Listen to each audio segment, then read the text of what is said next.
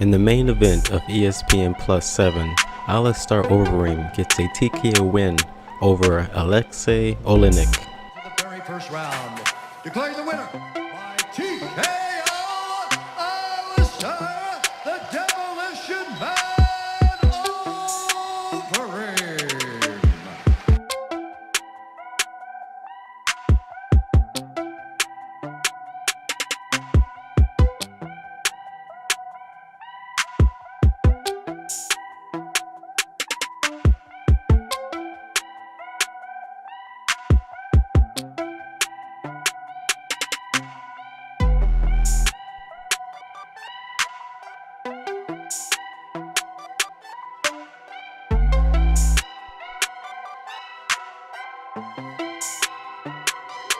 Fighters react to the TKO win. Megan Anderson says, Overeem's knees are just brutal. Sad to see Oleinik take the L, but this is huge for Overeem moving forward. Certainly gaining momentum and looking rejuvenated even after being in combat sports for 20 years. Siyar the Great says, what a great performance, calm and confident. Beautiful knees from the clinch. I miss those knees. Back to the top, Alistair Overeem. On a recent episode of the Believe You Me podcast, Michael Bisping still believes Brock Lesnar is not MMA worthy. Just a big old nerd. Former UFC heavyweight champion Brock Lesnar kicked off the show. His advocate, Paul Heyman, started the match saying that they were going to get out of there early if they weren't going to main event the card, and they were heading on a flight to Las Vegas where they ultimately respected his client, something along those lines, alluded to coming back to the UFC, and reports were right after the show, UFC is targeting Brock Lesnar versus Daniel Cormier for their August card.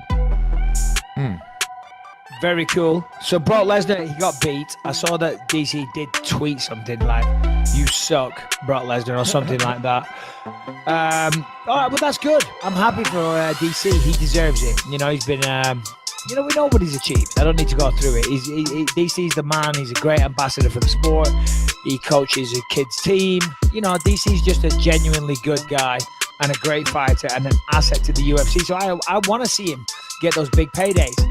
You know, it's weird. People talk shit. Oh, it's bullshit, man. He's holding up the division. But it's natural. Would you not want to fight an easier fight for 3-4 times the money that somebody else may generate? You know, come on. And then if he wants to, he can still fight ththose people after he beats Brock Lesnar, which I'm assuming he will with relative ease. And then he can take on the Stipes, the Dos Santoses, the Francis Ngannous. That's one I'd love to see. But yeah, thoughts, Lewis, doggy, baby boy. What up, baby boy? What up, doggy? I mean, look, how much is he holding up division? When was his last fight? It wasn't even that long ago. November against Derek Lewis. In November, it's not holding up the division. I mean, it's a few months. I've spoken all about this a lot. So if you have clear criteria. You know, if he wants to wait for a big fight and they're negotiating shit, it's been a few months. You know, if it's been a year, if it's been 16 months, 18 months, and you're like, God damn, dude, fight. What are you doing? But it's a few months, and he has every right to field the options and to see what's out there. Now, separately from that, having nothing to do with Daniel Cormier, I'm just over Brock. He got busted for steroids the last time, I believe, right? If I'm not wrong about that. Yep. So I guess there was something weird about that in the Mark Hunt fight. I don't believe that he's a clean fighter. I don't believe that there's any upside besides the fact that you're going to get a few more eyes on the sport for that pay-per-view. I think that anybody at this point, anybody who's ordering a pay-per-view because Brock Lesnar is there is already aware of the UFC. So the potential of turning those fans over and turning them into hardcore fans, I think you've squeezed that enough, you know? And it's just it's a backward step in my opinion. I think we should be looking at putting the absolute best fighters that have given their lives to mixed martial arts forward and giving them the bump, and the UFC can create a star out of almost anybody that can win fights. And that's what we should be looking for. Well, I totally agree with what you're saying, and it's kind of an interesting one because, as you say, Lesnar's fought a few times in the UFC. Now he was the champion. He got destroyed by Cain Velasquez. Last fight, he beat Mark Hunt, but we all know Mark Hunt can't wrestle. On the feet, he can take out anybody on his best day. But wrestling-wise, he was always going to lose that fight if Brock Lesnar used his wrestling, which he did. Then, of course, he tested positive. As we all know, you nor I am a fan of anybody that does that. But you're right. What were the pay-per-view numbers for UFC 200? I know they were big, but it was UFC 200. Yeah. You know, so, and as you say, anybody that's going to watch Brock Lesnar in the UFC now, if they'd followed him there every time, you've got to think that they kind of know that he's not very good at MMA. Yeah. It's just short. It's short-sighted. I get you'll get him another 500,000 pay-per-view buys that you wouldn't have had, but at what cost? You know, you have go ahead, Harrington.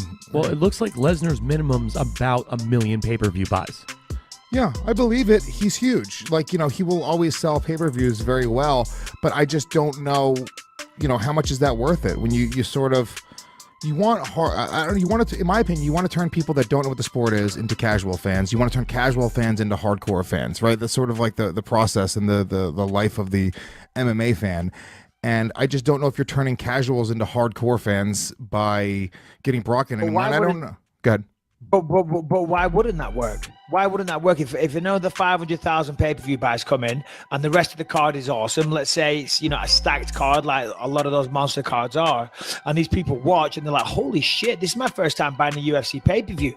I'm watching the next one because this was fucking awesome. Yeah, okay, Brock Lesnar got destroyed, but it was actually really cool seeing what someone small like Daniel Cormier can do to him and all these other great fights. And as you say, that is part of the allure of Brock Lesnar for the UFC, to put him on the card and pay him the money that, you know, no doubt he gets paid, which I'm assuming is a lot. Yeah, I mean, there's a number of people there. I think that number is smaller and smaller each time they bring Brock Lesnar back. You know, and, you know, who knows? This is all just kind of hearsay, you know, us talking out of our ass, but I just don't see the upside in that. I think that they should be really focused on, forget the freak show fights, forget all the ones, the CM Punks and all the guys that, you know, it's just bells and whistles. So what's great about the sport is that it's the greatest sport in the world. You don't need the bells and whistles. Absolutely. Dustin Poirier comments on a recent episode of UFC Unfiltered and talks about how he's planning on taking on Khabib Nurmagomedov, coming off of Khabib's recent interview or press conference of him basically challenging everyone because he wants that new belt, specifically Dustin Poirier's new belt.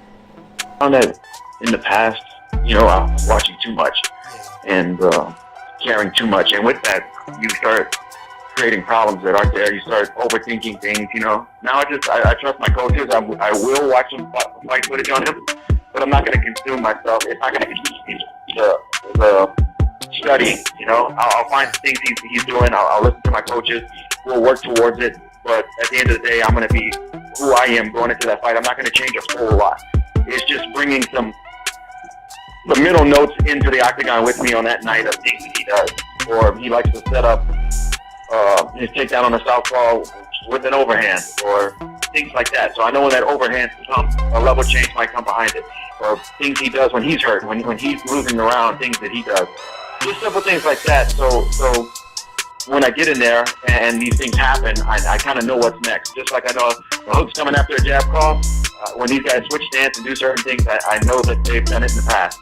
I get prepared for it. I know for sure I have the skills and the power and the determination and focus to put this guy with a loss on his record. Also, Michael Bisping on the Believe You Me podcast comments on Israel Adesanya versus John Jones future fight.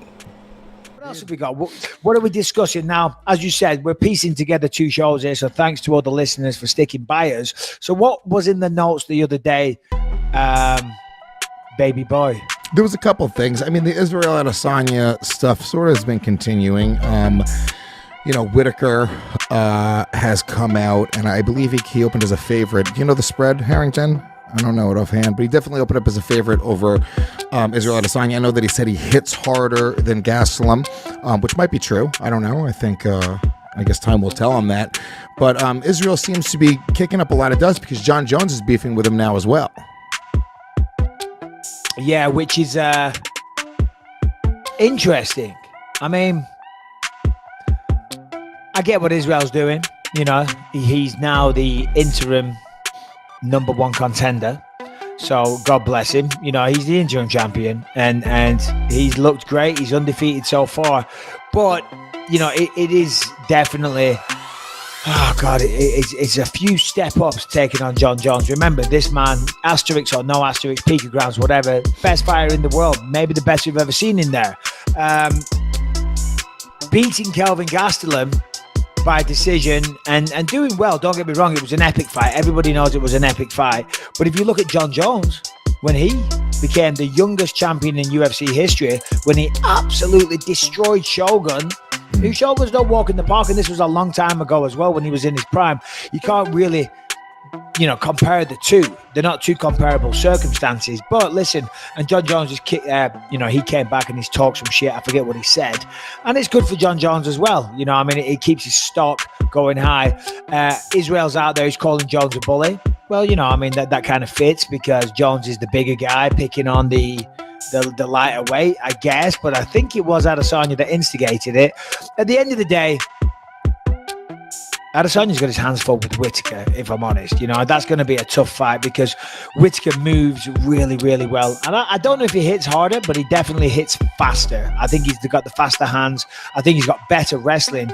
I think Whittaker's on the Olympic team now for Australia. Oh, really? We all know how good the Australian Olympic team is. I mean, they're amazing. They're some of the best to ever do it.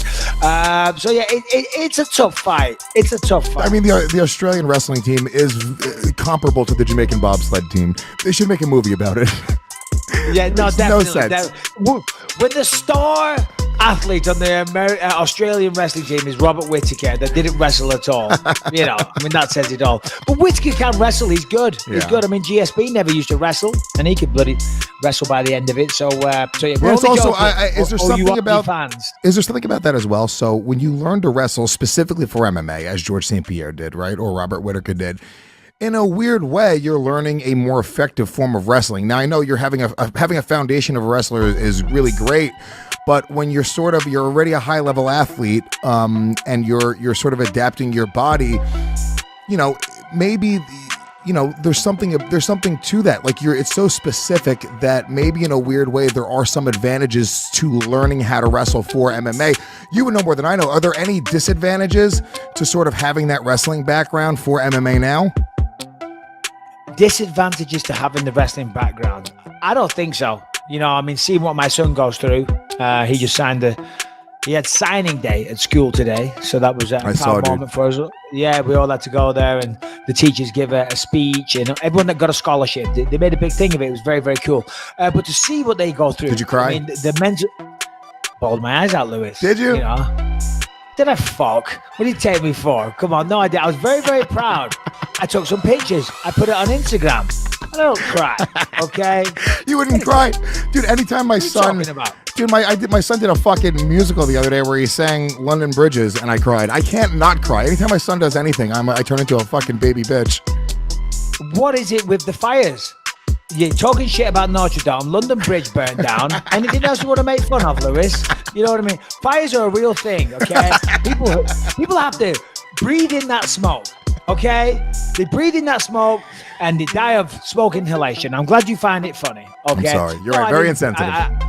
Yeah, very insensitive. No, it's not a shock. I mean, I'm super proud of the guy. Super beyond proud. Proud doesn't even go into it, but it wasn't a shock. We knew this was coming, so I wasn't going to start crying my eyes out, because there's 17 kids there and he's wrestling coach and he's signing a piece of paper. It's beautiful. It's nice. If you have not already, hit that subscribe button with its notification bell so you can stay up to date with my future uploads, and drop a comment in the comment box below of what you thought of the video, and tune in for more on MMA News Outlet.